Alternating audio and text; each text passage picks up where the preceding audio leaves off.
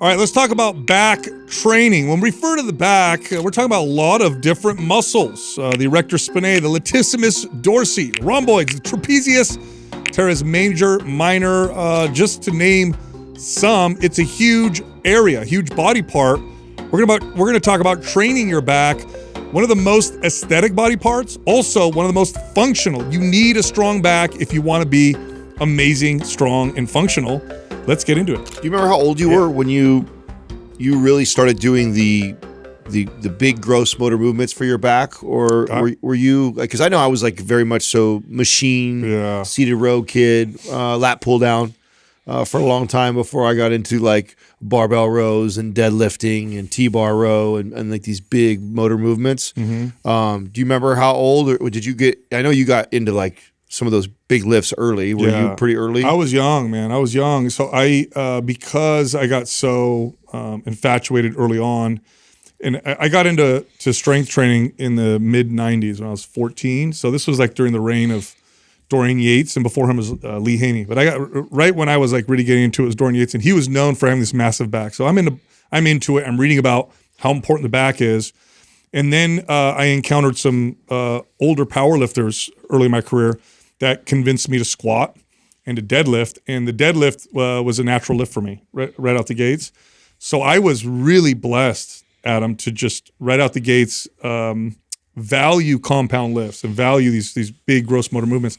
But I know a lot of people don't early on, and I know the back it's behind you. You don't see it. Yeah, so Justin, you guys were more snatch in the front and anterior. Yeah, we didn't emphasize it as much. And again, my exposure was through sports and training together as a team. And so it was very bench heavy, overhead press heavy. And then we would do power cleans. And so you'd still have to deadlift it off of the ground into like a squatted clean. So I did some decent weight with that, but like we did dumbbell rows, and that was about it. Honestly, that's like my full exposure between that and pull-ups. So it took a while for me to really build and develop grip and back. Yeah, it's one of those. It's an interesting. So it's funny because in strength training we refer to body parts as if it's one muscle. It's like legs, you know. I know. And then back is a lot of muscles. Yeah.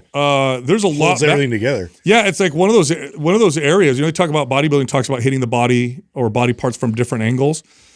That's got to be the body part that's most true for, right? Because you have, I named them all in the beginning, and more, right? There's so many muscles back there. And also, I mentioned how functional it is. Like a strong back connects to strong hips. That's very important for athletics. Strong hips and back, I can't think of a sport that doesn't benefit. Yeah. Mm-hmm. And in bodybuilding or kind of physique presentation sports, remember, they value what once meant you were athletic and functional. So it's become distorted over the years because they don't ask bodybuilders or physique presentation athletes to do anything. But the original kind of were the roots of what they consider to be aesthetic, right? A strong back. I mean, that comes from truth, which is like if you have a weak back, I mean, look, here's your evidence. The most often injured area of the body is the back, in particular the lower back. This is the place most people get hurt or have pain. So it's an incredibly important area to train. And then aesthetically speaking, all physique presentation sports will tell you that the competition is won when the competitors turn around. Yeah. This is true for men and women. So you'll see this in even bikini. And yes, the glutes are important, but the back is almost, if not equally important also for women. It makes you look fit or makes you not look fit. It can make you, for men, look powerful or not look so powerful. So it's a very important area. And there's a lot of confusion sometimes around back training, like what's important, what's not important. There's a lot of confusion, in particular around an exercise like a deadlift. You'll hear sometimes people, and this really annoys me, people say, well, it's not really a back exercise. It's a hip movement. It doesn't really target the lats, and everything's kind of isometric and when you're holding the weight up or whatever. But anybody who has experience with deadlifting will tell you deadlift develops a well-developed back, not just a strong back, but a very, very well-developed. Undeniable. Well, you've set the table, I think, or we've set the table on this podcast for quite some time now, promoting isometrics and all the incredible studies that surround the benefits of that. and you will not find a movement that is a greater isometric for the back. Like the amount, load is so high. Yeah, you're not even if you're a really strong barbell rower, seated rower, lat pull down, dumbbell rower, you're not doing no 500 pounds. Yeah. You know what I'm saying? Or unless you're someone very, very rare, but most people aren't doing more than 200 pounds. And yet a lot of guys can deadlift 300, 400, 500 pounds.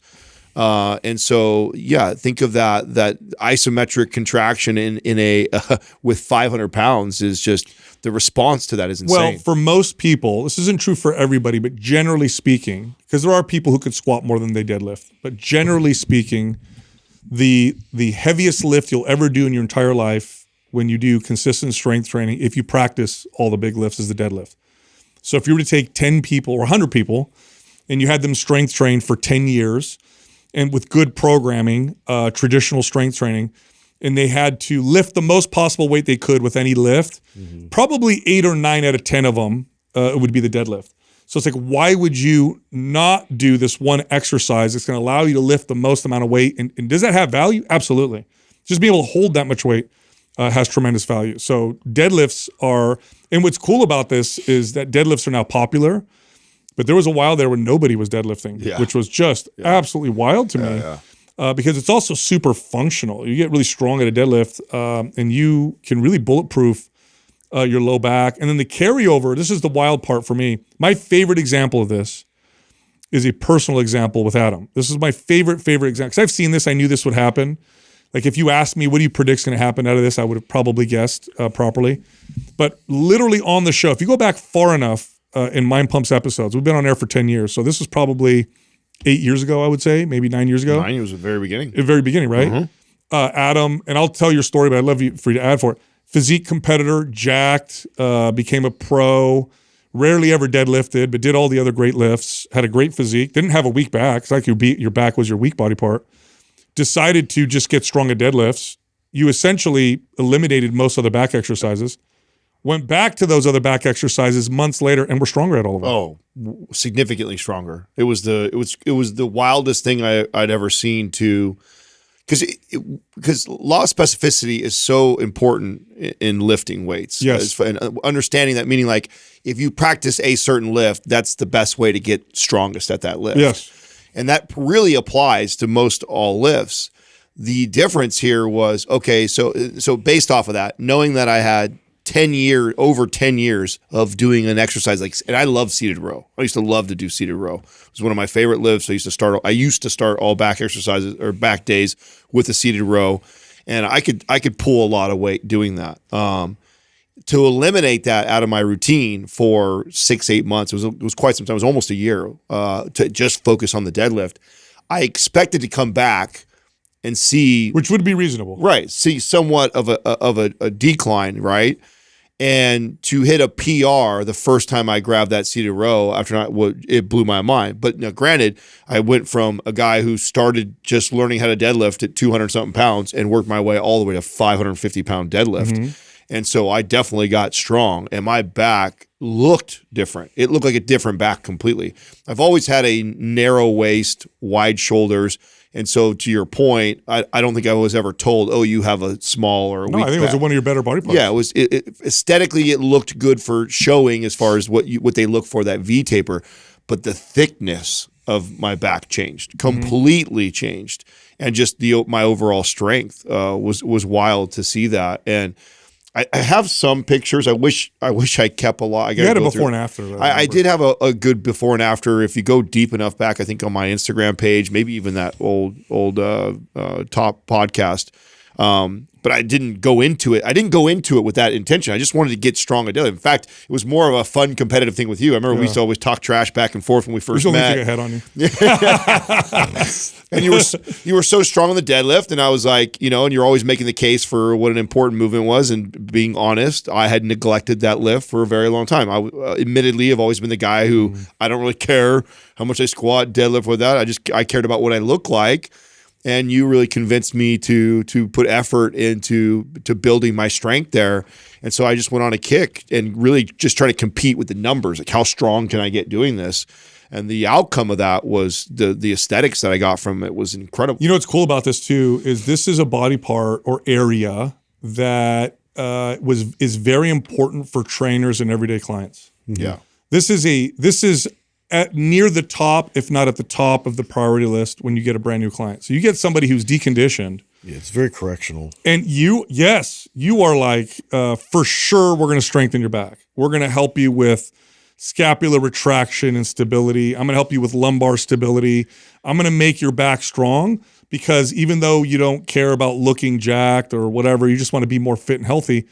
If I get your back strong, you are stronger. If I get your back strong, your quality of life improves dramatically. So it's interesting because it's not only like this important aesthetic body part, but it was also like shoulders are an important. Walk better, you move better. Well, everything. You guys have to explain though why that is because of it directly combats all the things that you do all day long. That's right. Right. So like we are so It's anteriorly, to it. yeah, we're so anteriorly driven. So just going about your day and your life, you're going to get some shoulder, pec, quad. You're going to get a lot of the muscles on the front of your body working because we do everything in front of us.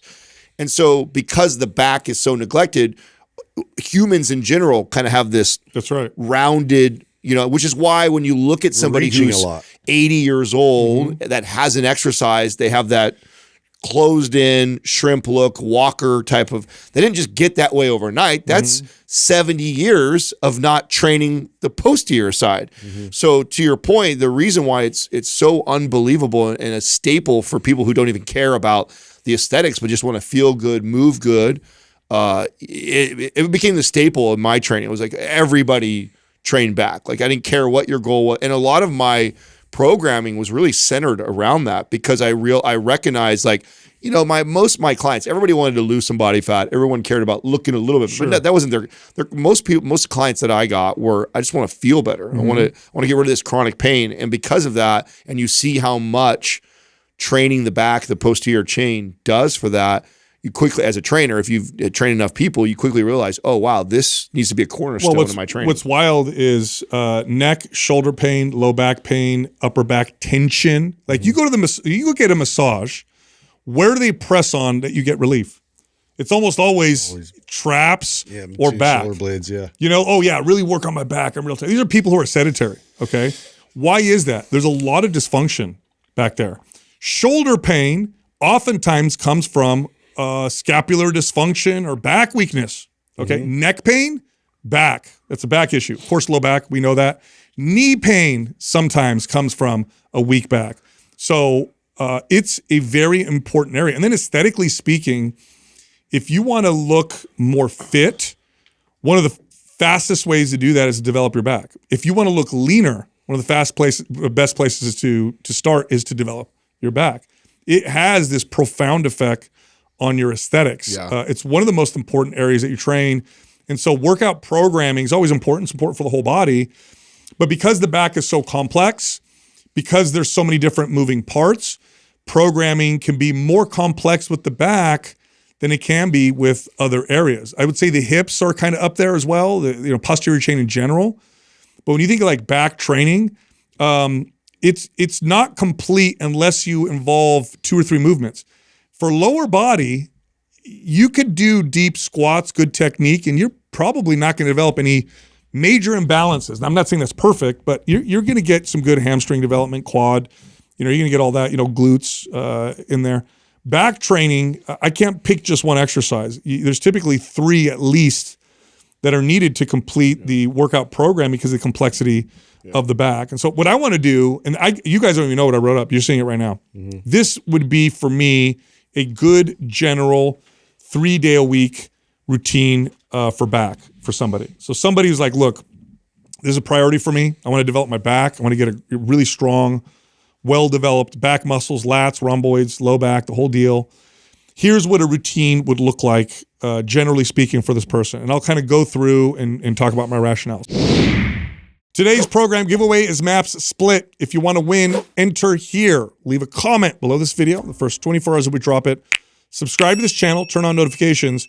If you win, we'll let you know in the comments section. Also, Maps GLP-1 is half off. This is a workout program with diet advice, supplement advice, lifestyle advice for people who use a GLP-1. So if you're using tirzepatide, semaglutide, Wegovy, Ozempic to lose weight, this program is designed for you to maximize fat loss, minimize muscle loss. In fact, many people get stronger and build muscle while following it. It's designed specifically for people, again, on a GLP-1. Go check it out. Go to mapsglp1.com. Use the code GLP50 for the half off.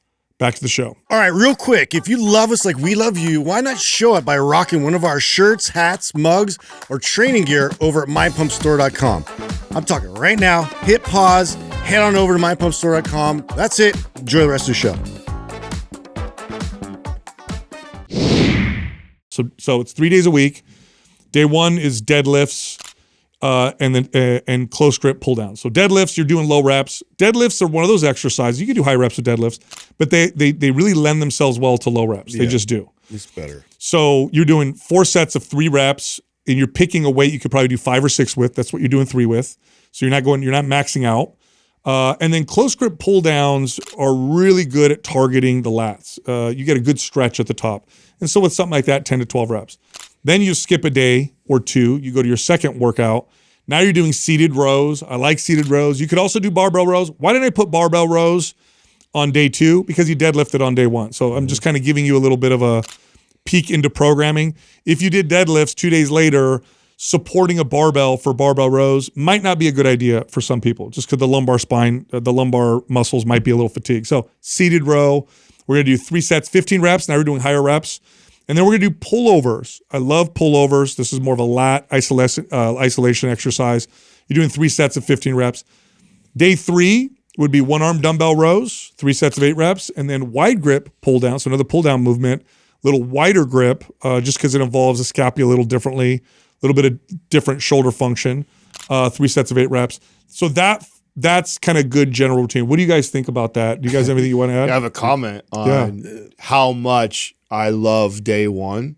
The single it's great best combo. pump I've ever had in my life on my back was doing heavy deadlifts like that. So working in the 3 to 5 rep range, followed by a lat pull down. Yeah.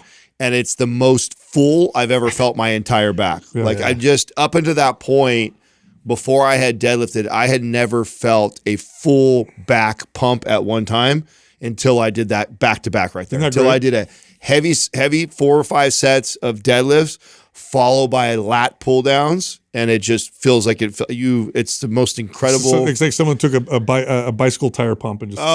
It's just the most. If you're listening to this and you've never done those in combination like that, heavy deadlifts like that followed by lat pull down. It is the most ultimate feeling. I like it. I think the day 3, I like the wide grip pull down. Sometimes I might do a pull up, with the wide grip for that to replace, but it's pretty much the same action. So. Now you would probably, I'm sure, Justin, involve some kind of rotation in this for the functional component. Yes, usually in the 1-arm rows with the dumbbells, I try to add a bit of rotation with those. Yeah. Just to get that kind of function. Mm-hmm. Yeah, I like that. I like what you're saying. Less bodybuilding, more functional. Although not, I mean, look. I'm not above this, so that's a fun workout. Well, you're still getting, at least with the 1-arm dumbbell row, some rotation. You're getting some anti-rotation and at least controlling and stabilizing those muscles that are so important to that component. Yep. And you could totally do that. I used to do that where some weeks I would be very strict and I would be more anti-rotation. Other weeks I would actually intentionally rotate in the row. Yeah. I think there's a lot of benefit to that. It's actually a great topic. We haven't talked about that in a long time.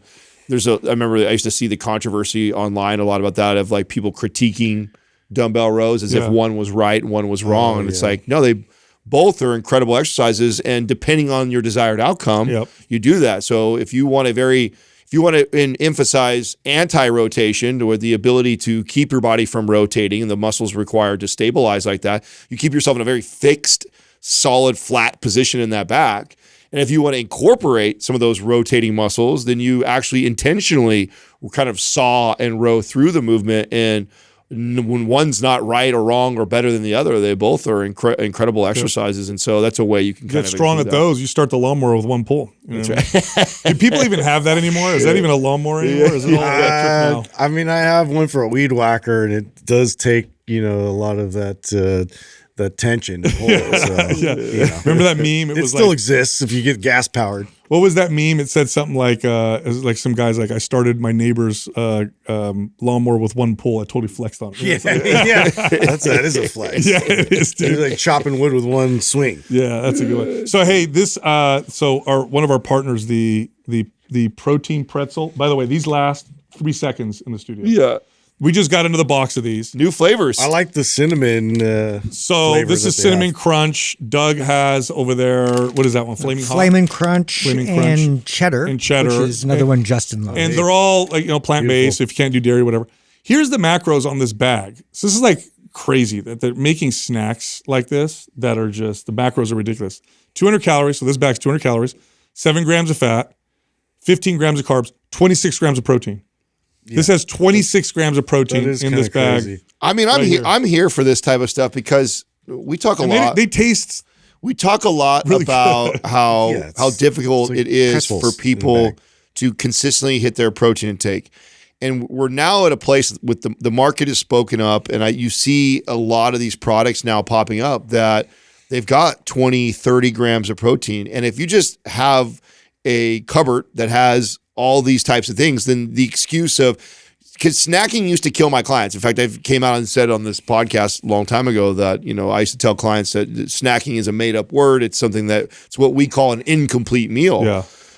And it's true. It's like you eat a snack many times and it's just all carb or it's all fat. It's like, it's hard to find a snack that is complete. And these snacks now, or these companies are creating this. It's like, man, if I just have a bunch of this stuff in my cupboard, then even when I'm in not the mood to make a meal and I grab a snack like that, I can still stay on pace for hitting my daily protein. Well, here's what's cool about that. You hit your protein targets. And yes, it's still considered a processed food. And yes, those are they're still engineered to be really tasty. That's what they're all like. These also are engineered to taste really tasty.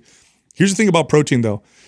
Even though it comes in a pretzel and it's cinnamon flavored or flaming, and cheddar, you'll still find this will hit satiety much faster. Yeah, because the protein. It's like you talked about this the other day about beef jerky. It's like you're not going to overeat beef jerky. Like you can eat one of those little bags and you eat one of these. So if I ate one bag of chips that was this big, for sure I'd want 2 more. Yeah. For sure. Yeah. You eat one bag of that with 26 grams of protein. You're pretty good. Yeah. It satiates you. Yeah. Which is which I like. Which is probably one of the reasons why they don't typically put a lot of protein in snacks, because they're like they're not eating a ton of them. Counterproductive. It's expensive, and then it's also counter to people eating a lot. That's such a good point. I got to read you guys a post that I saw on X about dating apps, and I thought it was I saved it. Oh, and wow. I thought it was so. I've heard some, again, like I'm pretty clueless because I haven't been on any of those things, but I've heard some. I think Vicky was telling me this morning about there's some app that like where women can just bash on like dates they've had about men, and I was just like, did you hear that one got hacked? Toxic at all? Did you hear that it got hacked? No. Yeah, dude. So women were going on. They're like, "Don't date this guy. He's bad in bed," or whatever. Right. Somebody hacked it and released these like who these women were, or whatever. Which is like that's messed up too. Yeah. But oh my god. So there's another. Yeah, there's another. Like, I didn't know you guys were going to talk. I wish I would have known because Katrina's brother had some stuff on. There's an app, and I forget what it's called, but it's designed where girls can go on there and talk about like these guys. There's a name for that. You don't know what it is? Is that T. Yeah. Oh, T. Yeah. Still the T. Yes. Yeah, that's right. That's what Dude, Vicky told me. These apps are terrible. So I remember when dating. You want to hear something crazy? Back in 1997, remember the internet was dial up and all that stuff.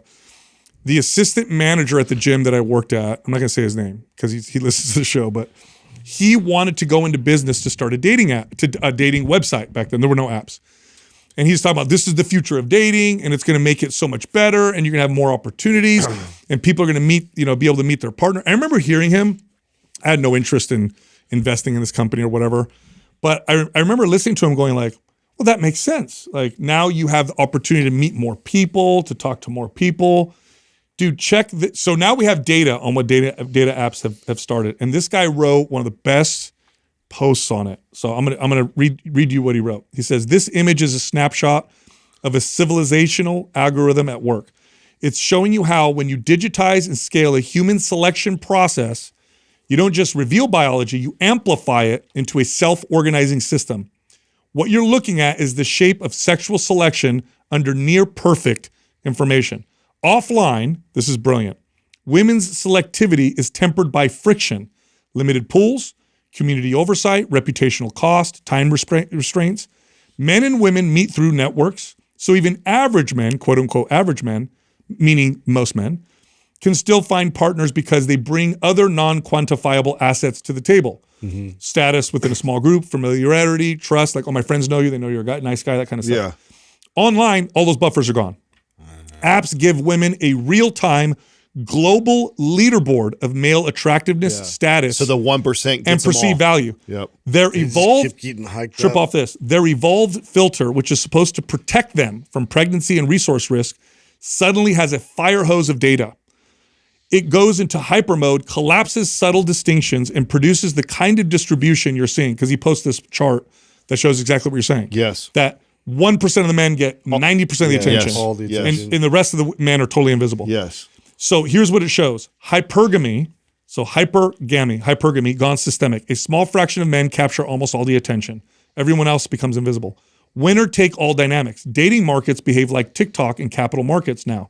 A few go viral, the rest flatline. Collapse of the middle. The average male disappears from sexual market the way the middle class disappears from the economy under globalization. A little controversial there, but whatever. Feedback loop. The more this dynamic accelerates, the more each side's strategy hardens. You ready for this? Men get more desperate or check out. Women get more selective but less satisfied. It's a negative sum equilibrium. If you strip away morality, what you're seeing is nature's base code exposed and scaled. It isn't women being unfair or men being victims. It's an emergent system where old evolutionary heuristics collide with new technological conditions.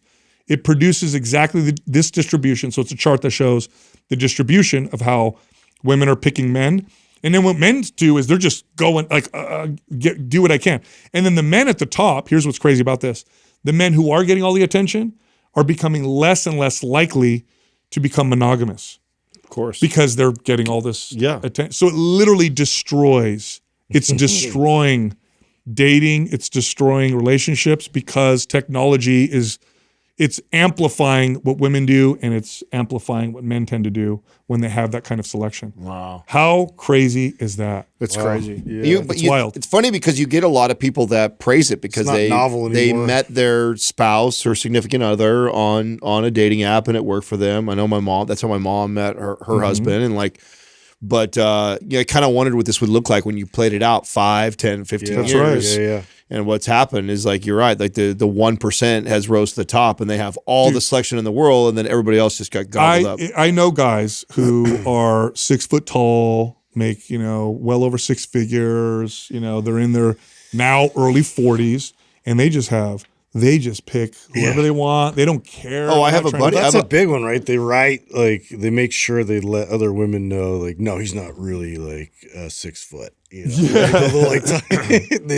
give a heads up, and it's like... No, I have a buddy who's doesn't really make who's that much our money. age Yeah, and I is know what not you're talking married. about. And, he'll have 5 dates a week. Yep. Yeah. Just lined up. Because he's got those but unhappy covers and those- lonely. checks Like, those like, boxes. That's the part. Everybody's unhappy and lonely. That's the part that's crazy about it. But yet, at least not in, like, I don't remember anybody when we were growing up that could say they dated 5 different girls in the same week before something like this happened. No, you had to be a celebrity. Yeah. Or you had to be like in the nightclubs every night, for something like that to even possibly happen. And so, naturally that would never happen. But now it's so easy that he just picks his phone up and he can literally book Watch this. 5 dates. Watch this, Doug. If you can use AI or the search, say what percentage of men in America are over 6 feet tall, make over $150,000 a year, and don't have children and are in their late 20s, and let's see what that comes up. It's a very small percentage. Yeah. And so what's happening is women who are naturally selective, they're supposed to be selective. Which, by the way, tends to be like the top 3 things that most women, not all, That's right. obviously, are looking for. They're That's looking right. for someone that was height. You know what I'm saying? You're looking for someone that makes decent amount of income and maybe not have kids yet. Yeah. And it's like, and watch what happens when he now I'm not even putting in. You didn't throw 6-pack abs or fit in there either. You put in there You you're put 0.2%. I remember I did that to my wife once to make her feel. I was like, hey babe, look how rare I am. I typed it. You're really killing it. It backfired. Oh yeah, she was so mad at me. Like, what do you think you are, dude? I was like, oh no. What does that say, Doug? Did you pull it up? Yeah, it's less than 2%. Less than 2%. Well, 2.3%. 2.3%. Yeah. And that's not even throwing in the fit part. No. You're including guys that are not fit. Yeah, you throw in their fit. You They can bench over 200 under pounds. under 15% body fat. You don't have to put rip, just put under 15% body fat. That cuts that big time. So the reason why this happens is women are supposed to be selective. This is not a bad thing that they're selective. They make men kind of present themselves and shape up or whatever. But when they have this, like the guy said, fire hose of access, now you have this is now the dude that can date 15 women, and then other really good guys who would probably be very happy getting with and marrying and whatever and having kids with, doesn't even get your attention. Well, you have a celebrity example of this. We've talked about this kind of off air about what we're watching in real time happen to Dan Bilzerian. Yeah. I mean, he's talking monogamy and stuff like that, but it's like the guy has had so much access to all of the 1% supermodel girls. Yeah.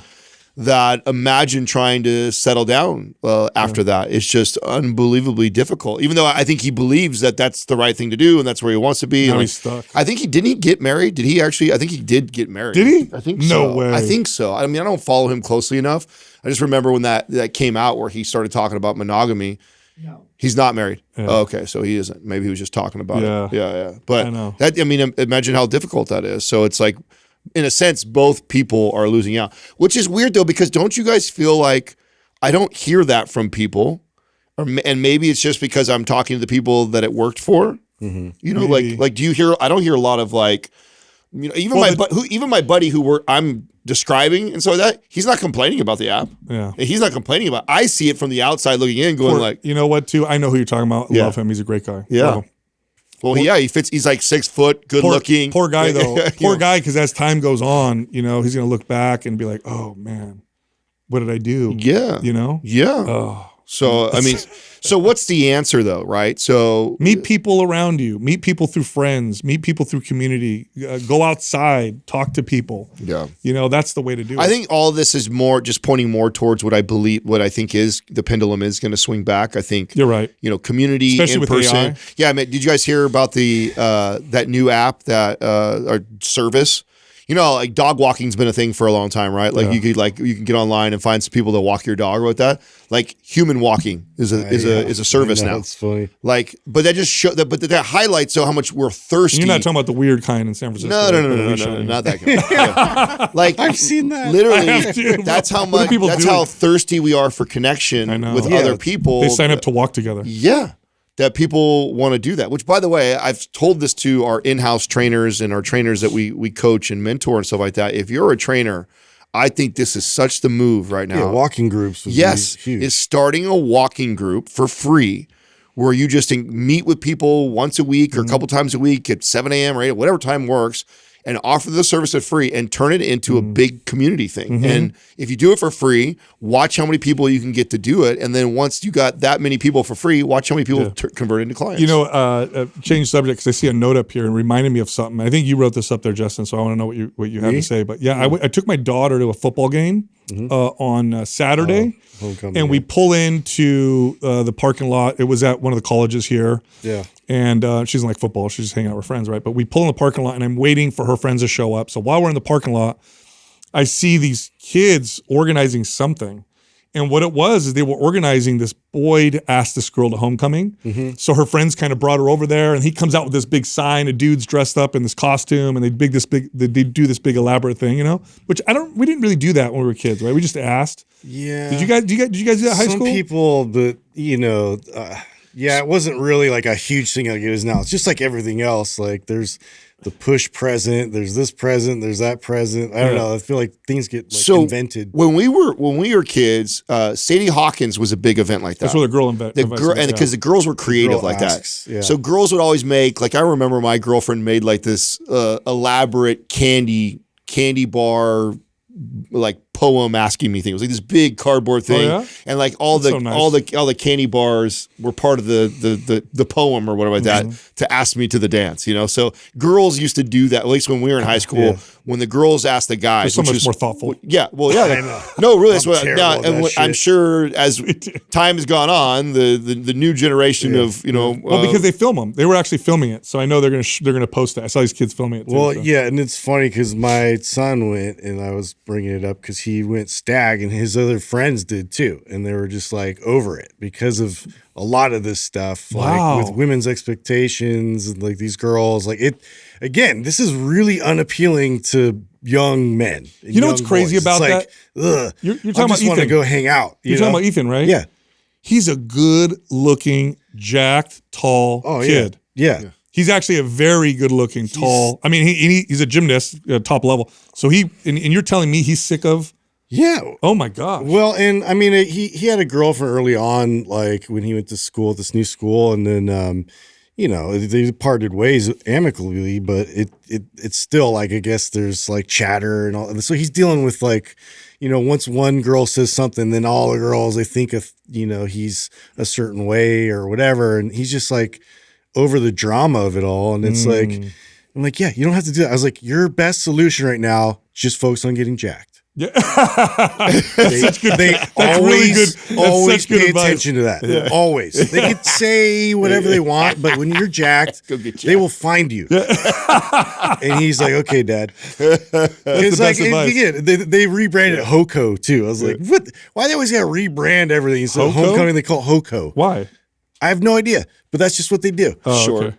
Shorter, okay. Yeah. It's, I guess. You know why it's a such good hashtag advice for a young man too? Because like actually working out, the discipline involved, the structure, you're taking your focus off of like all the whatever. Yeah. Because you're young, you're only 16. Like you're probably better off focusing on that anyway. And I think girls don't really realize that till later to kind of chill out with all that stuff. Yeah. And so I think it's good for him to just like be focused, like work on your sport, do good in school, get jacked. Like they'll find a good one will find you. Yeah, do your not homework, the one that's like trying to do your homework, work out, get a job as a young teenage boy. Like you're cool. Yeah, stay focused and disciplined. He's gonna be on the path. That's so great, dude. I told Adam this morning. I got to tell you, Justin, the funniest thing happened yesterday. So my niece, Jessica's niece, now lives with us, right? She's gonna be going to college down here. 18-year-old kid, love her to death.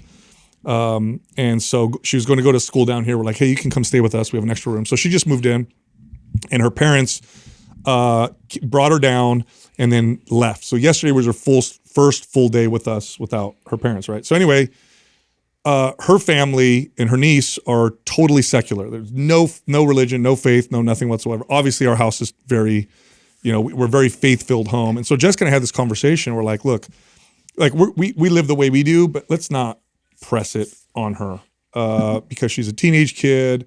Like, we'll love on her like we do, and let's just not try to talk to her about it. If she asks questions, that's fine, but I don't want to push her away, and I don't want to feel like she's, out of place or something like that, right? So we had this big conversation. So yesterday was the first day her parents were gone.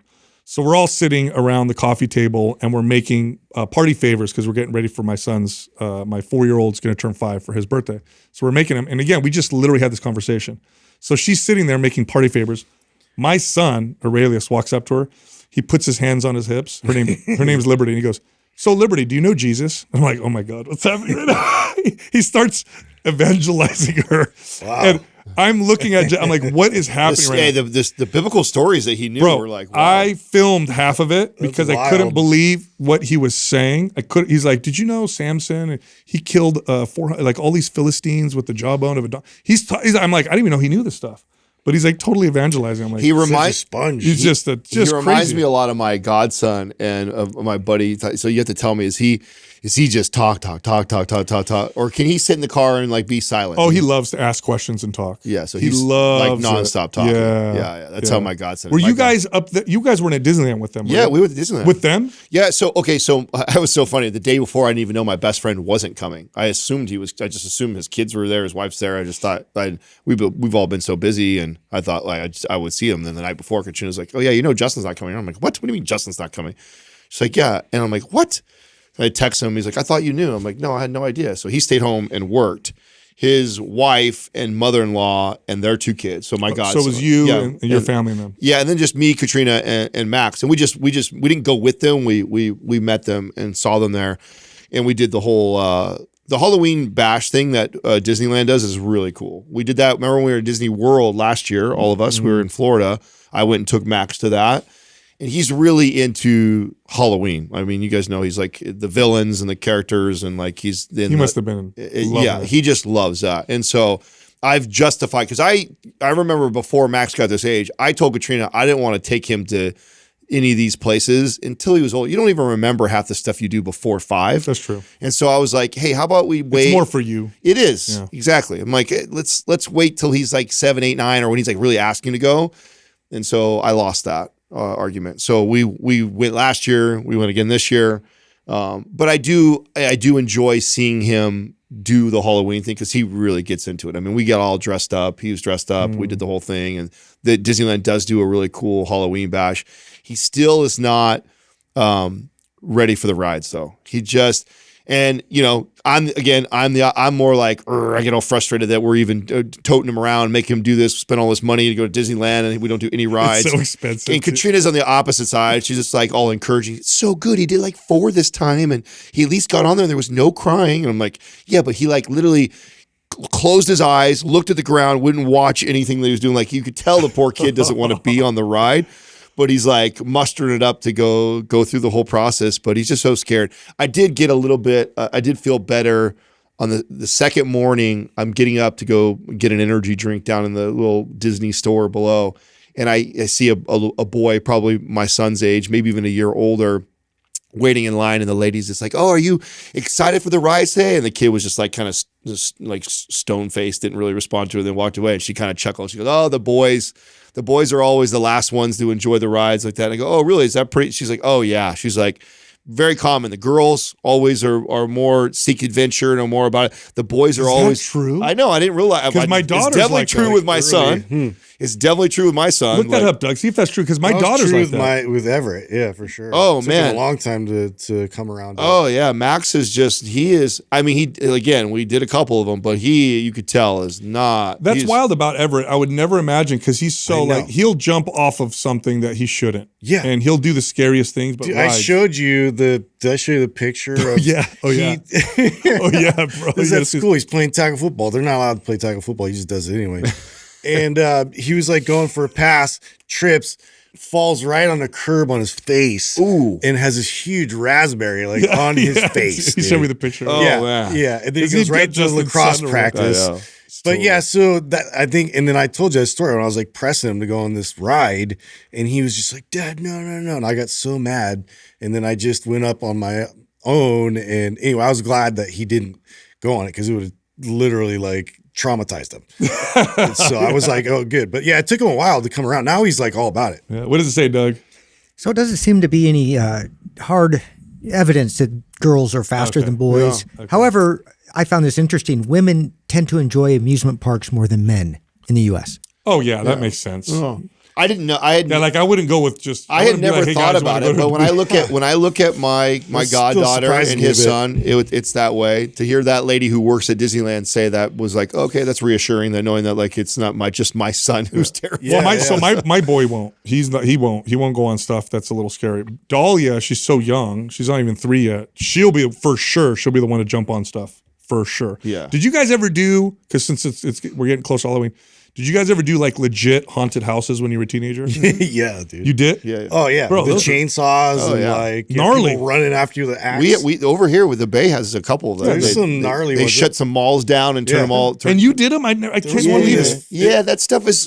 So in person, I guess, doing something like that. Although I wouldn't say like I loved them. I did them. You know what I'm saying? Yeah, I did them. You know? You're probably pressured in. Yeah. It was more like being in high school and everyone's going. It's like I'm not that much of a wuss. Where I'm like, I'm not going to go. You know. Yeah. But yeah, so I don't recall loving them. But I also did a few of them. Like, and the Bay Area has some pretty cool ones over here. I'd always get mad because there'd be like one clown that just wouldn't leave you alone. Oh, and you're just like, okay, you're trying to pick on me because I'm the guy in the group or whatever, and like this guy was just like, and I was like,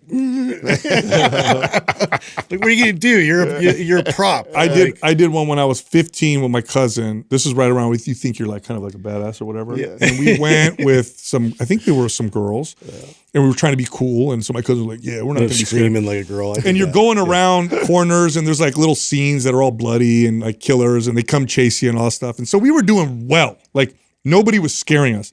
But then we go around this corner, and I did not know there was a guy on the ceiling. Oh god, jump down. He was dressed up as Alien. You know the movie Alien? And so when we're walking, down. it's pitch black. A strobe light comes on, and he comes off the ceiling and reaches after That's you. legit. Oh, we squealed. I for sure would have seen I'll never forget that. It's like burned in my memory. It's fun. Yeah, I definitely scares the hell out of me. Did you guys decorate yet? Are you We carved a couple pumpkins. I know it's early because we'll carve some more, but that's all we did so far. Yeah, we're all decorated, so we did all that. I saw. Yeah, they did your it pictures. Yeah, this weekend. So see, he loves all that stuff, Yeah, we right? did He's about all that. Like he loves the skeletons and all the things, but he is still like it has to be something that is like still playful and like I don't know, like something too scary. I don't know if you remember, I bought one. I gave it away to who has it in my family. My other sister-in-law. She has it. Yeah, I bought one of those crazy huge animated ones. Yeah, and it has like a dead head. It has a head that it's oh like come carrying. on, bro, that's way and too much. And it says something like crazy. And a severed head, bro. Yeah, bro. He's like, and I thought because he's so into Halloween, I'm like, oh, he's gonna love this, and he's like, nah. And he won't go to. Gee, I wonder why He won't go to the Halloween spirit store. It's too much. Well, because that stuff jumps out at you. Yeah, because it's all over there. So he won't even walk in the store. So he's as much as he likes all those things, dude. he's still timid about certain ones. It's like it has to be kind of playful, fun, cartoonish. Like it's fun. Yeah. It's fun. See, Yeah. we'd even take that when I was in college, like to the next level. Like we would just try really hard to freak everybody out. Oh yeah. And then we would go drive like long distance because we'd hear of like some story of this like abandoned church that was haunted, or like we would take guys and we would go there and like who's gonna like touch the handle first? Oh, and come on. who's gonna and then somebody far. would mess, dude. Yeah, there was a period where it was like that was a big thing, was to scare the shit out of each other. I saw there was a video. Maybe you brought it up where people were driving their Teslas Yes. through cemeteries. Yes, that's real. And Teslas will show, yes. They'll show you in the digital part of the Tesla where you're looking at the screen. I It'll wanna show see you if that there's real, people like, walking real time. and people are going Oh, through you can cemeteries. watch all kinds of YouTube videos on it. That's crazy. There's all kinds of, we had this conversation with my family a couple weekends ago, and they didn't believe me. And I'm like, oh, look it up. And so they're like, oh my God, this is real. Dude. Oh, look at all these videos. You can see it happening. It is wild. Bro, speaking of And I've yet to hear a good explanation of why. And it's not like so what someone thought, they're like, oh, I bet when you pull in, it reads the tombstones as people. I'm like, oh no, they're walking. They're walking around the car and moving. And you're in a cemetery, dude. It is literally nobody out there whatsoever. And all of a sudden they start walking all around the car. That is weird. Yeah. I think it's probably some Tesla engineers having a good time. So they looked that up. It's not either. You'd think something like we that, try to right? disprove it and figure it out, and we went down this rabbit hole one night at dinner with all my family. That's scary, dude. And they were tripping out. I'm cool. That's trippy. I'm not doing You see, that. speaking of Tesla, you see they're getting ready to drop their new phone. You tell said me- that. I want to know the specs. So if I understand this correctly, it is going to be directly linked to Starlink, and the Wi-Fi will be part of the service. What do you mean? So like you won't have to pay. You'll be able to go. You just buy the phone, you get it? Yes, and it automatically links. So you get Wi-Fi for free? Yes, anywhere in the world. Well, that's yeah, I because know. Starlink, you go anywhere. Fact check me, Doug, to make sure. Is that the Tesla phone? Apple's gonna feel this. Oh, dude, are you kidding? It's going to really hurt. Especially considering the knock on Apple ever since Jobs has been gone is that they really haven't really innovated anything. It's been like the same kind of recycle. And there's been a lot of critiques of that business already. What does it say there, Doug? Does it Yeah, say any anything? innovation Yeah, let me, they stopped. Like even the Apple get the best Car, details. and like they went a couple different directions, but they just cut funding and focus on the phone. Wow. And that's a big part of Apple's revenue. So you want to talk about shorting a stock right now, dude? All their cash. You can go on and buy them now? I don't know. Okay. Hold on. It says Tesla phones. They do have them up. I can't say that you can buy them yet. Okay. Well, their stock's going to go through the roof. yeah, that's You get free Wi-Fi? What a pretty sick. what a freaking angle. And Starlink, I've never used it. Supposedly it's amazing. I heard it's Be out in the ocean, you can be anywhere. That's right. That's what's Yeah. supposed Well, to be. if you I have have free friends that use Wi-Fi, it. why would you need cell service? You wouldn't. You wouldn't. You That's don't need the nothing. Well, is this like Calling. satellite? That's Yeah. what Starlink So you probably is. have to be outside though. Satellite doesn't typically work. Is that like inside. WhatsApp where you No, run because, it through that? Or no, because when you're inside, Doug, you use your normal Wi-Fi. You know what I'm saying? As long as you have it. There is no official Tesla phone. Okay. Well, I know they've talked about wanting to do it. That's interesting. Yeah, I don't know. All right, I'm gonna change directions and talk about a fatty acid that we'll work with a partner called Fatty 15. So that sounds funny. It's a funny name. I was teasing Justin about that. I know. I'm like, Justin, I named it. You guys After you I knew that was going to fall on me somehow. No. So I looked up studies. It's called C15 or C17. Let me look it up just to make C15. sure. C15. So this is a fatty acid that's found in dairy, and a lot of us don't get enough of it. And I think that this fatty acid is going to be like omega-3 fatty acids in terms of supplementing. They show in studies that it reduces inflammation. It is connected to lower risk of heart disease. It's anti-inflammatory. It's got insulin sensitizing effects. It seems to inhibit cancer cell growth in certain models. So this is a fatty acid that supplementing with, you should see, and the data on this is pretty remarkable. That's why we're working with this. What's your thoughts on like why, like if and when do you think we'll start having like doctors recommend it like they do omegas? I think omega tends to be like a staple supplement that most remember doctors. this: a fish oil and omega-3 fatty acids were recommended by the wellness industry way before it was recommended mainstream. It wasn't until not that long ago that the studies continued to pile up, and they said, "Hey, this is actually beneficial." So you think is that your prediction on this too? Yes. This is it's because I didn't hear about this until this company. You're the one that made us privy to this. Yep. That this is going to become one of those things that we'll hear in the wellness space for probably a few years, maybe even a decade. Who knows how long it'll take before doctors start adopting it, but it's that impactful. Yes. And so what's interesting about this is, so there's a little bit of it in beef and lamb, but it's mostly in full fat dairy. And a lot of people, we still eat a lot of dairy. People consume a lot of dairy. Not a lot of people consume a lot of full fat dairy. And so we're missing out on some of these benefits of this particular fatty acid. So I think this makes is sense. It's especially We cut beneficial that out of our diets. That's right. Another And case for raw milk, huh? Well, raw. I mean, if you look at raw milk is great, but if you look at if you like someone like me, like I don't have dairy in my diet because it doesn't do well with me. But I can have dairy fat. I can't have dairy proteins. So this is a fatty acid that I supplement with for some of these benefits, and I think it will be along the lines of what we see with fish oil moving forward. So. You're not what you eat, you are what you digest. Look, digestive enzymes can help you break down proteins, fats, and carbohydrates to maximize what you eat, get those nutrients to the areas you want, like muscle and recovery, help with digestion. Go check out the best company that offers these. Go to masszymes.com, that's masszymes.com/mind pump. Use the code mindpump10, get 10% off any order. Here comes the show.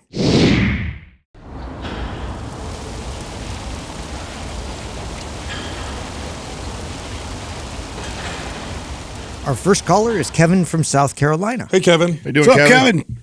Hey guys, how's it going? Good. How can we help you? So I'm Kevin. I'm 41 years old. I'm husband, father of 3. I have to give you guys the obligatory flowers that people always do. Found you guys maybe a year and a half ago. Just looking for a podcast to listen to prove myself, physically, mentally. Clicked on the first one. It ended up being something about muscle mommies, build your butt. I was pot committed. I listened to it anyway. I didn't get a ton out of it, but you guys dove into some parenthood topics and fatherhood topics and, kind of what it was to be the example for your sons and to be the measuring stick for your daughters when they start dating. And that really resonated with me. So I'm glad I stuck around and listened. Since taking your advice, I've definitely improved my diet, prioritized protein and whole foods, and I've lost some weight, put on some muscle. Virtually every aspect of my life has gotten easier, better. Getting out of bed in the morning, sitting up from a chair and picking things up, putting things down, just you name it. Life in general has just become easier since I've been listening to you guys and taking your advice. So cheers to you. Very, very much appreciate the advice. Thank you on the podcast. Appreciate that, Kevin. Great, man. Thank you, man.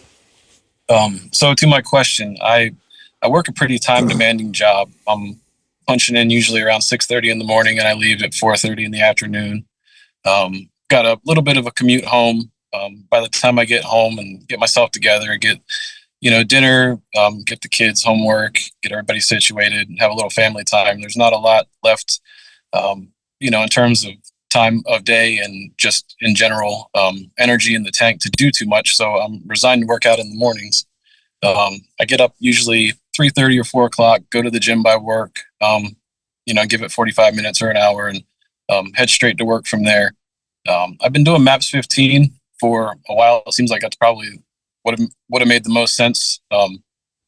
I've had some pretty good success with it. I don't have any complaints really about the program. My issue is that by the time I get to the end of the week, Thursday, Friday, and even sometimes Wednesday, as silly as it sounds, even with the short workouts, I can't really attack them with the same, vigor that I do on the Monday and Tuesday workouts. And I don't know that I get as much out of them as I should be.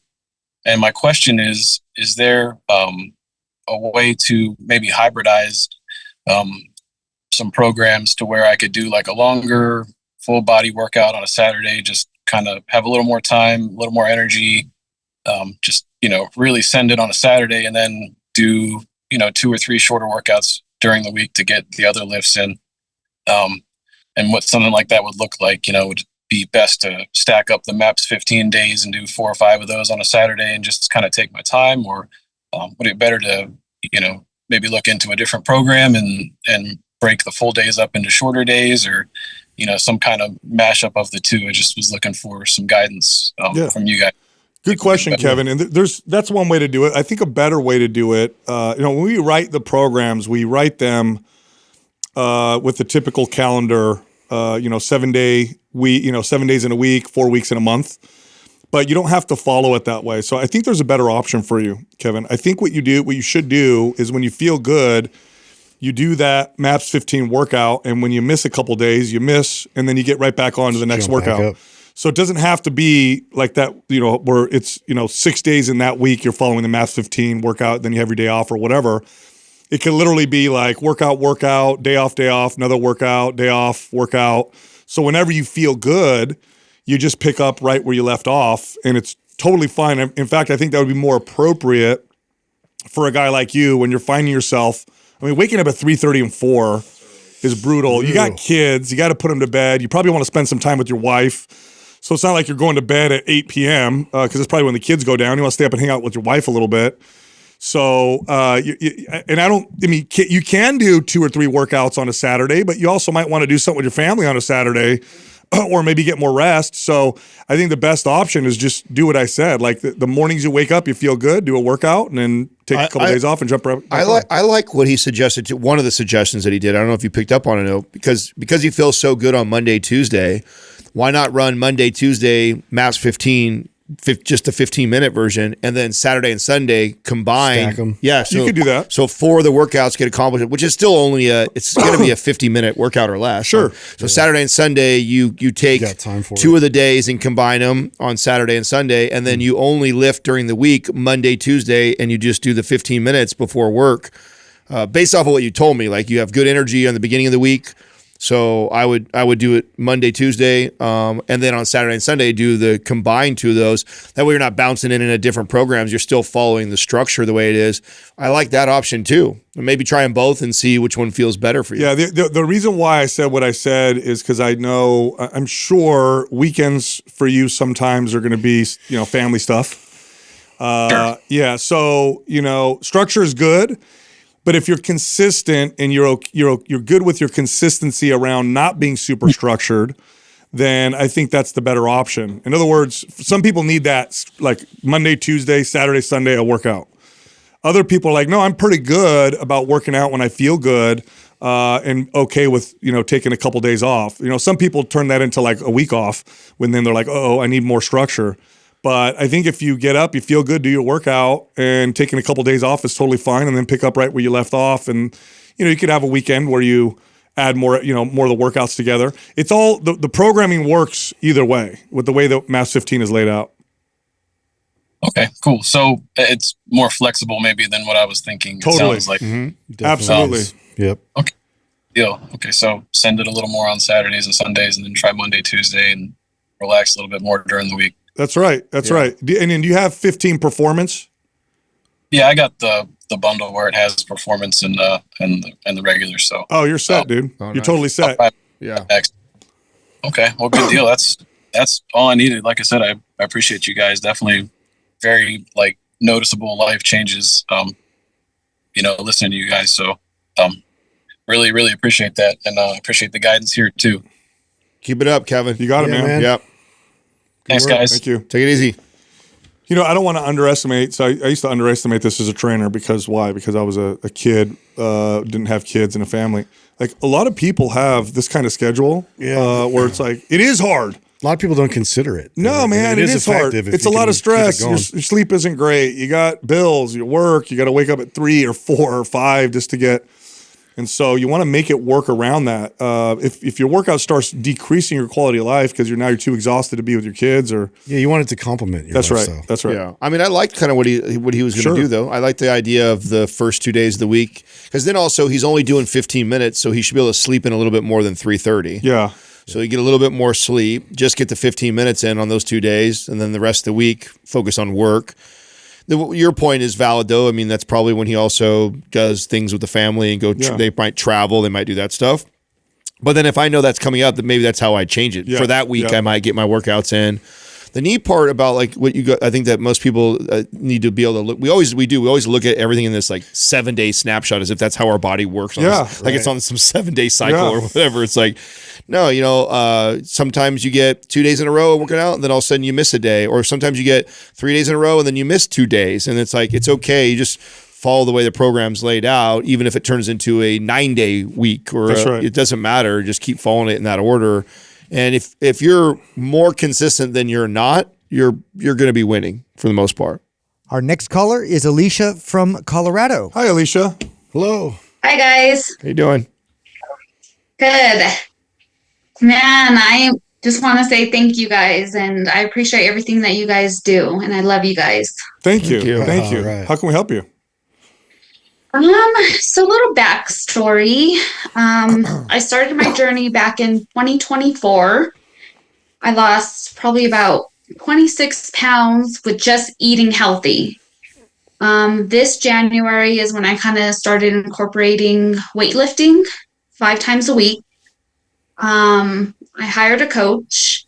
She started me doing like a reverse diet because I was eating only at the time 1,200 calories. So we did that. I reached maintenance probably in May. And then in June, we started cutting. So I guess my question is, I've been struggling because I feel like I'm not making progress, and I know I am, even though the scale is not moving. So this whole time, the scale has stayed at 155, but my body has dramatically changed from what it used to be. So I know I'm making progress. Now that I'm cutting, I don't know if I need to go back to maintenance to continue building more muscle and to get more of the sculpting that I truly want. Good question. Yeah. A couple questions further, though. What did you get up to when you say you got up to maintenance before your cut? So what were your calories at? And then where are you currently at right now when you cut? So when I got to maintenance, they were 2,000. Okay. Now that I'm cutting, I'm at 5,552. Okay. 1,552, right? Yeah. Okay. That's Okay. right. Yeah. By the way, I see your before and after. Yeah, you're definitely making Great job. making great progress. You're doing great. Yeah. Yeah. So let's talk about your workout first. So you started weightlifting or strength training 5 days a week? 5 days a week at 4 a.m, me and my husband. Wow. Okay. Why 5 days a week? That's a lot. Because at the time I struggled 2 years to get my eating under control. So I was the type of person before I didn't want to work out. I refused to work out. Okay. I thought doing fad diets was the thing. It's not. So when I started in January, I knew I needed to go straight in. I needed to just do it. So I wanted to build a consistency. And yeah, now I love it. Who's is your husband putting the workout together? Are you following his lead with it, or are you guys both kind of doing it? So I started first. I hired a trainer. So they got us going until about June. And then in June, I decided to let go of my trainer. And then now we're just doing it ourselves. Okay. And are you guys enjoying doing it together? We do, but we go to the gym together, but we're not working side by side. He has his program and I have mine because we both have different goals. All right. I don't want to dissuade you. So that's more than you need, but if you're enjoying it and you're going and you're modifying intensity and getting stronger. I mean, I love for going then we're 5. okay. I love for going 5. Just let me convince you to do it this way. Go the 5, follow MAPS Anabolic 3 days a week, walk for an hour on the treadmill the other 2 days. Yeah. And keep going to the gym 5 days a week, because I totally respect and get that. I'm like that, where I do better with just every morning at this time, I get up and I go here. It doesn't matter. But you'd be far better off following a full body program like MAPS Anabolic Monday, Wednesday, Friday, and Tuesday, Thursdays, you just walk on the treadmill for the hour. So you still go to the gym, same time, same everything, but the hour that you're spending in the gym for those 2 days is walking on a treadmill. Just a normal walk. Just a normal, nice walk. Or elliptical or bike. You can do other things too. Nothing crazy. Yep. Yeah. That's that, and that'd be a more effective strength training routine. And then I also want to bump your calories up a couple hundred calories. So I want to take you back from your 15 or so to probably 17 or 1800 calories to start, and then following MAPS Anabolic and the walking like talking about, and start to reverse diet you again, and then you're going to start to build muscle again. I agree. I mean, because I felt a lot better at maintenance. The only reason why we decided putting was because I felt bulkier and heavy.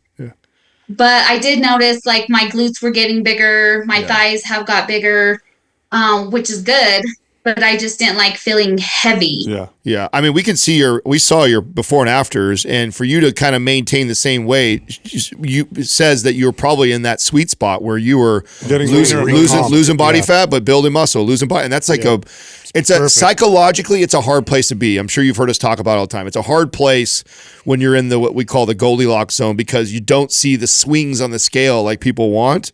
But technically, you were in a really good place. And so I think getting you back up to that 1,800 to 2,000 calories and then following a program that we give you, I think you're going to see incredible results. Okay. Yeah. So do you think I kind of hindered myself dropping dramatically? No. I don't think you hurt yourself or hindered anything. I think you're fine. I don't think you did anything detrimental or overdid it for too long. And so we're okay. It was maybe a good break on eating that many calories, and that now you'll want to eat more again. I think it's okay. It's totally fine. It's not a bad thing. Yeah. Have you seen our Muscle Mommy group, by the way? Because that might be a great love that. It's group coaching, so you'll get some guidance. Because I know you worked with a coach before, and it'll give you some guidance. So you're kind of not by yourself. Yeah, you meet with our trainers once a week. Our girls get in there and meet. Our female trainers are meeting with all these ladies and helping them through. Oh yeah, I would love that. Yeah. All right, we'll send you a link to that. Yep. And then follow that advice. Do you have MAPS Anabolic? Can we send that to you? Yeah, I don't have it. I don't have any of your guys' programs. Okay, we'll send it to you. We're going to change that. We're going to change that. We got you. Okay, thanks. Yep. So we're going to send that over to you. And then when you get in the community, any questions that you have about the program, just pop them in there, and then the trainers will help you out. Okay, excellent. Awesome. Thank you. All right, thanks, guys. You got it. I love that she sent her before and after. Yeah. Oh, huge difference. Oh, yeah. Huge. Yeah, it's great progress. So hard though, psychologically. Of course. To stay the same weight, you know? Of course. But it sets you up. It sets you up for long-term success. The other way, where you're just fighting with the scale, not only is it a nightmare, but it sets you up for failure over 90% of the time. Really good sign though that she saw it and felt it. That's right. So there's totally nothing wrong with it. And in fact, sometimes I would do this with clients to kind of show them, like, oh, here we go. We can cut some calories and maybe the scale goes down a couple pounds real quick. But did you feel better? Did you look better? Like, man, and she knows it. She felt better. She felt more fed. She felt like her muscle was fuller. Like, definitely get back up to those calories. And then I think when she follows MAPS Anabolic, I think she's going to see trigger sessions huge difference. So look forward to seeing her in the community too. Our next caller is Angelica from New York. Hi, Angelica. Hi. How can we help you? So I reached out because I am a little confused. So I'm just going to read it. It says, first of all, thank you for sharing your knowledge with all of us listeners. It's been incredibly helpful and motivating. I'm reaching out. I'm in a bit of a tough spot and could use some guidance. I'm 42, mom of 2, white, Dobie mom. And I've been a runner since 2021. It helped me overcome postpartum depression after having my daughter. Earlier this year, I fractured my foot was shifting my focus into strength training. Since then, I've discovered bodybuilding and now want to work towards getting stage ready. My husband currently has MAPS Anabolic, an athletic program, and I recently purchased the Split since it geared more towards bodybuilding. I haven't started yet because I'm unsure which program is best fit for me. I'm currently training 5 days a week, 3 lower and 2 upper body. I'm very disciplined with both lifting and running once I'm cleared to go back into running. I should also mention I'm very compartmentalized person. I like upper body days and lower body days. Doing whole body makes me anxious, which is probably why I haven't started the other programs. I normally like to put together what I can, dumbbells, barbells, etc. Nutrition is where I feel most lost. I've cut a lot from my diet due to my health issues in the past year. I know I need more structure. Eggs makes me nauseous. Beef doesn't sit well with me. I've limited oil, eating out, and gluten. I'm not sure how much I should be eating or how to build a plan that supports both muscle growth and stage prep. I'm currently 121 pounds. I'm down from 175 pounds. And while I've seen progress in strength and muscle growth since May, I don't know how to take control of this next phase. I love some advice on which program to begin with, how to approach nutrition, specifically how much I should be eating to fuel my training, which division, bikini, figure, or etc. might be the best starting point for me. I do work in healthcare, so most of my days is best bound after training, and my evenings are filled with cooking and family routines, and my day goes by very quickly. I'm grateful for any guidance that you guys can share with me. Oh man. Okay. You're not going to like what I'm going to tell you. I don't think you should I don't think you should compete. Just my opinion. Okay. Yeah. I think one, for sure, figuring out the food intolerances, gut stuff, anything you have going on, I think is far more important to figure that out.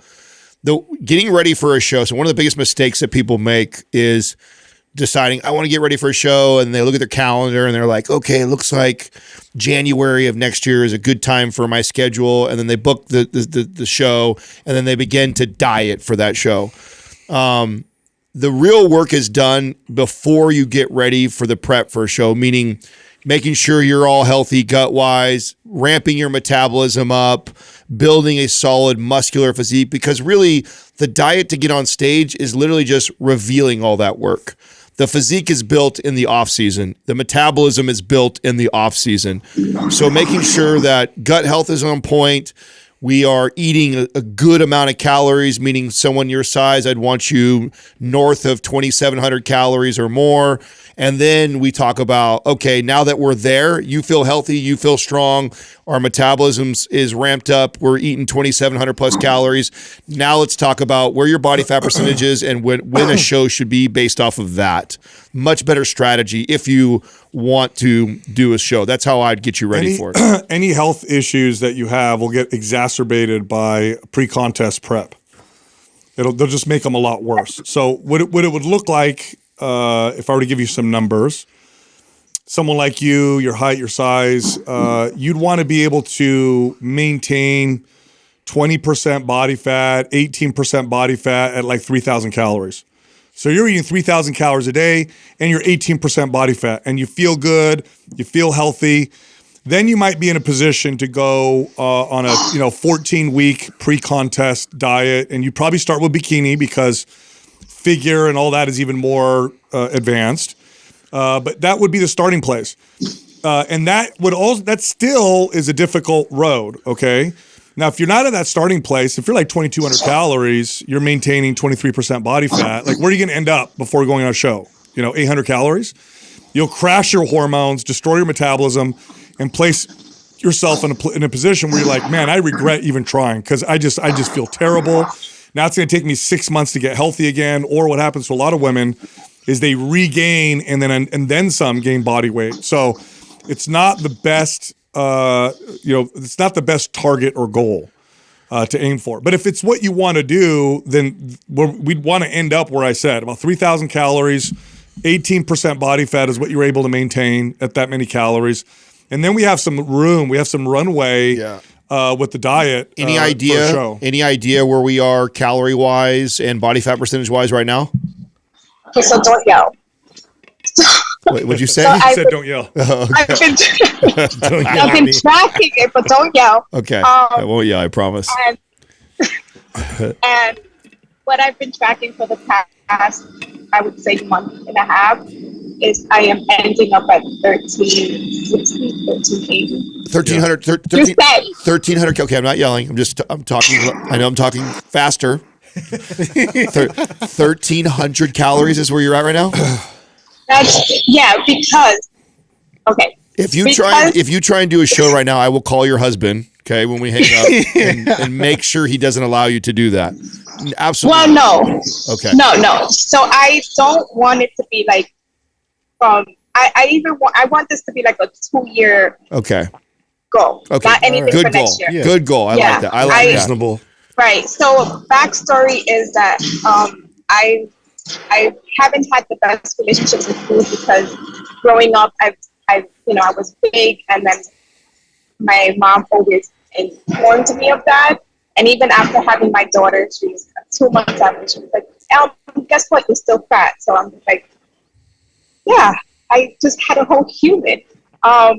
So I've been trying to like erase the voice and, hang on to God's word. But it's been a difficult journey. So getting into this bodybuilding, I know that I'm not going to be stage ready this year or even next year. Angelica, because I have to build that relationship with food. Yeah, Angelica, the last thing you should do is get on stage and get judged by the way you look. Yeah. You're coming from that. If you have that challenge, that you're just gonna. It's like it's okay. You have a recovering alcoholic, let's say, who's been sober for 4 months, and they want to get a job as a bartender. Yeah. Terrible idea. Yeah. You're placing yourself right in the clutches of the enemy. And so what you're going to do is you're doing that with that kind of competition. If you want to compete, look, if you have a competitive mindset and you like it, you're like, I want to do something, I have a better option for you. Let me send you MAPS Powerlift. Follow MAPS Powerlift. Bump your calories up to 1,600 calories to start with. Slowly work your way above 2,000 calories on MAPS Powerlift and just try to get strong. Don't weigh yourself. Don't focus on the mirror. When you get dressed, just get dressed. Don't study your body. Just get strong at MAPS Powerlift. By the way, the side effect of it is going to be you're going to get leaner. Yep. You will get leaner doing that. But don't focus on how you look. Focus on getting stronger in MAPS Powerlift and reverse diet. And Angelica, have you looked at the musclemommymove.com that we started? I did. I did take the test. I think I was. Oh man. That's not important. It doesn't matter. It doesn't matter. The main thing is that We have a group there. Yeah. Did you get in the group, in the private group with us? No. Okay, you got to get in there. This will help you. Let's see what guidance We have doctors that are hormone specialists that are coming on talking about female hormones. It's all women trying to build muscle. They're all following different programs. A lot of them have past food relationship issues that are being discussed. I mean, this is the conversations that we are having as a community with all women. And our 2 female trainers are running it. They're meeting weekly with everybody. We're having doctors come in there.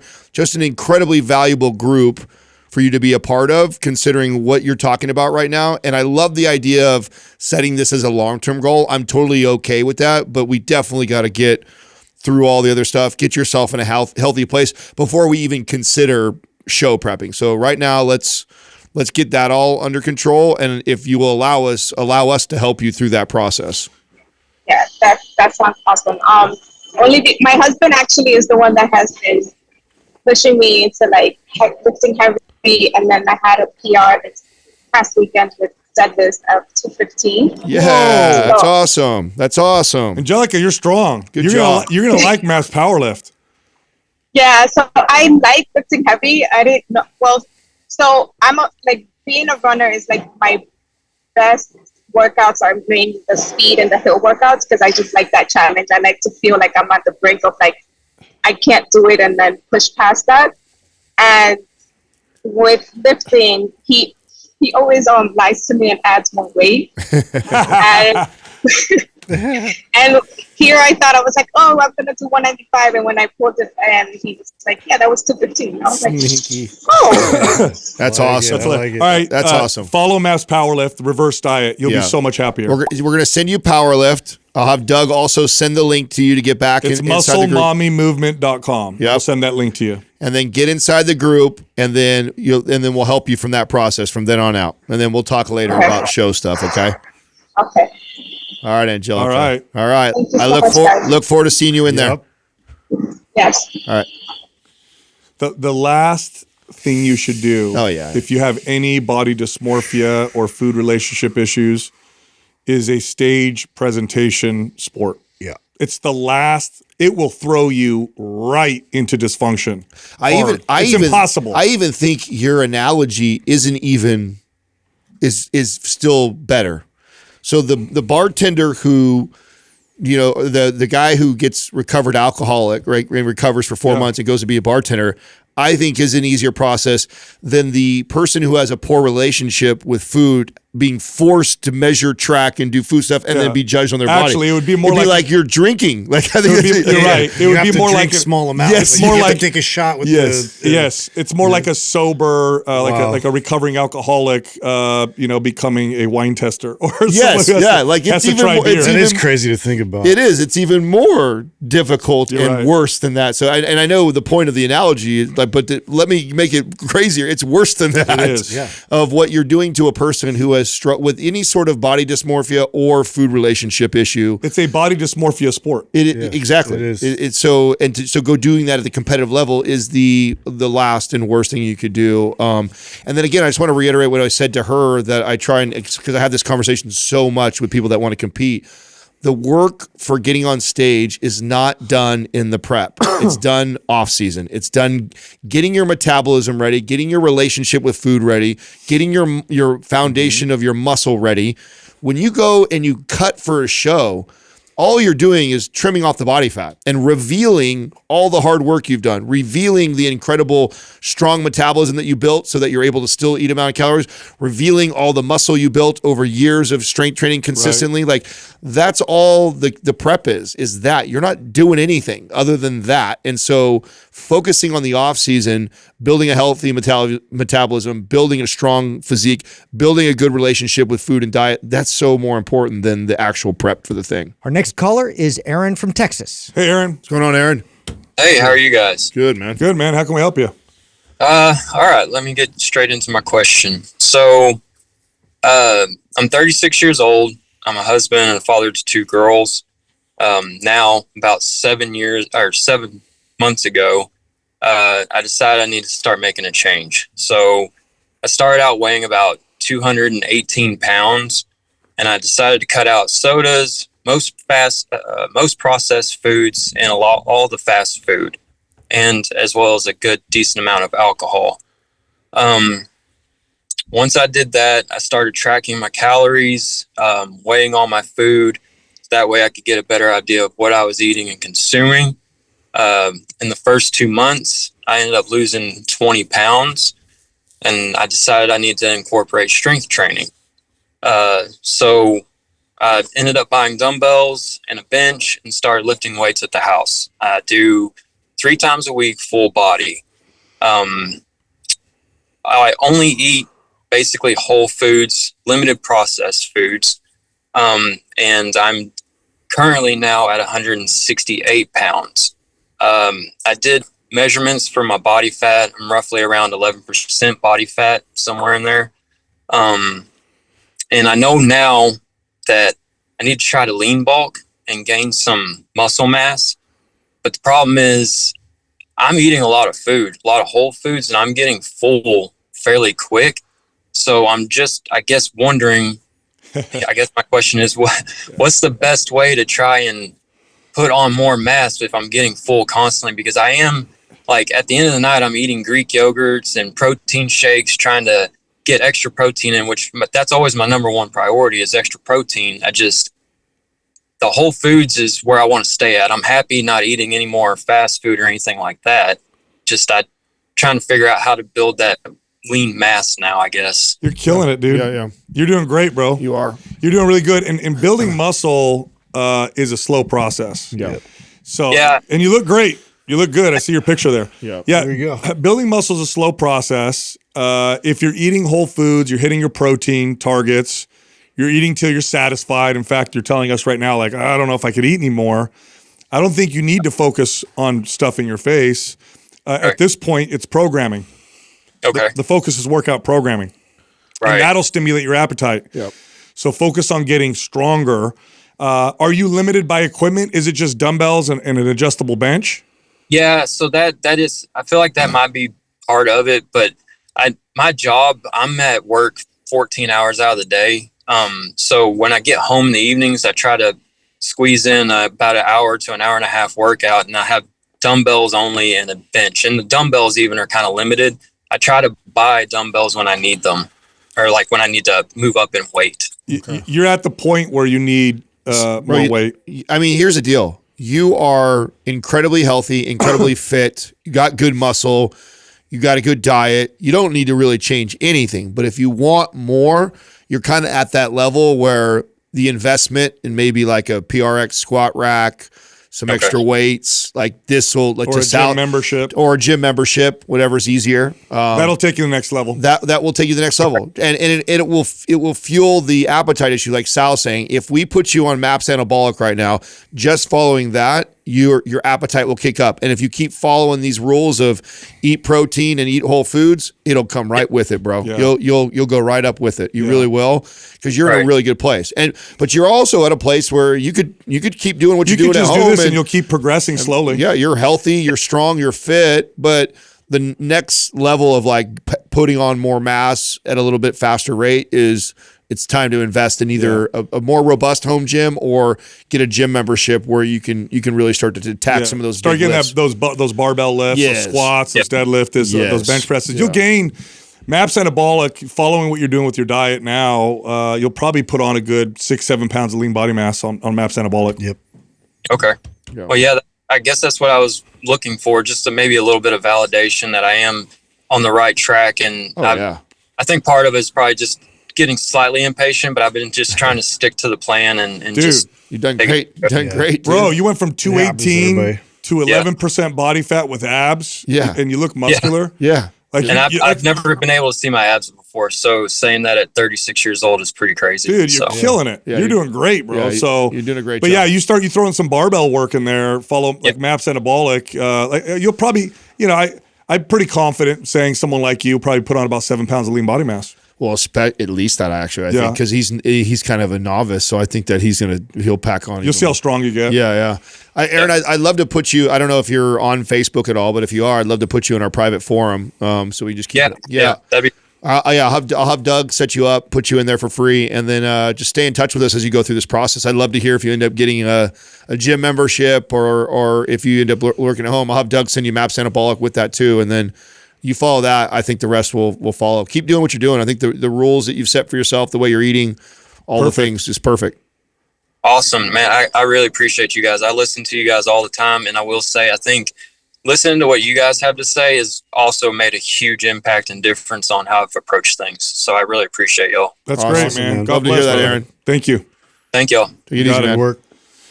It's doing great. Hey, that's great. This is, by the way, Crushing. I want people to hear this. Where he got, if you're watching this and you see his picture, which most men would want to look like that. Yeah. He got there with just dumbbells And some bands. eating whole natural foods. Yep. Eating till he was full, not overdoing it. That's where you can That get. should encourage a lot of people. And most people are happy with that. Now, next level, he's limited by his equipment, which is a great problem, by the way. You start You can getting solve limited. that. Yeah, that's the You get next limited thing. by your equipment. But Now we're talking. he could literally just keep doing what he's doing though. He'll still progress slowly. and he will continue to look good. And I love it too. Maintain 11% body fat, and he's not weighing and measuring and tracking food. You're not crushing the gym workouts. With all kinds it's literally that Minimalist. simple if you follow those steps and focus on those things. And he don't even need to change. But if he wants more, this is where MAPS Anabolic. deadlifting, squatting, overhead pressing. This is where this starts to really make a difference. All right, I know you liked that episode. If you did, check this one out. One of the keys to fat loss is protein. It's true. If you're not eating a high protein diet, you're not going to burn as much body fat as you can. So today's episode, we're going to talk about the smartest ways to use protein for fat burn and to build muscle. You got to watch this. I wish I understood this earlier in my career. I think it was probably almost 10 years in when I started to just focus on this with clients. I knew it was important, Yeah. but I don't know how important. Yeah, I also did. I knew it was important, but I also didn't